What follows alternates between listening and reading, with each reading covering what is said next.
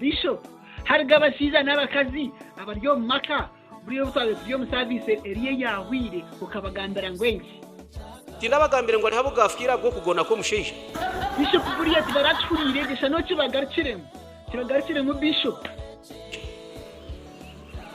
Snoring became a problem and these two people separated. Snoring. Okay. Chibatero muri nyankore. Okugona just.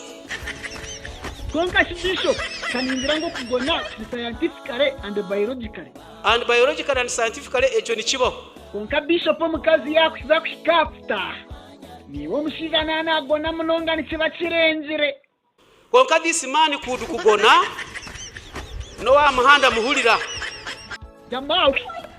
Ateza kugona rero sho omukazi we mukambira ngwinji. Omukazi ati konka omugono gwawe gwantamire. Bishop ponogo yabyamatiba kugira ngo ariyo navuga motoka za rukundi. Achinyama Bishop aho mukazi no jangu we nanasirwa. It's too much.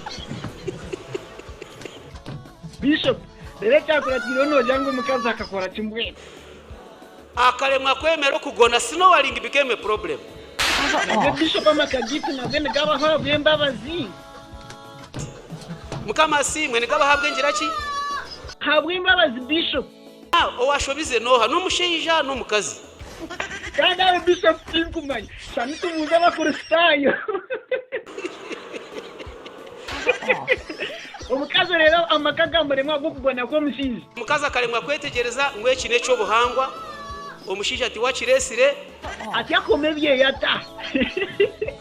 Ati nyogo mugono tinkagira ki? Rero mukazi kuyayenze kuruhabwo mushiza kugona ati yamusibura ngwenki. Bye bye.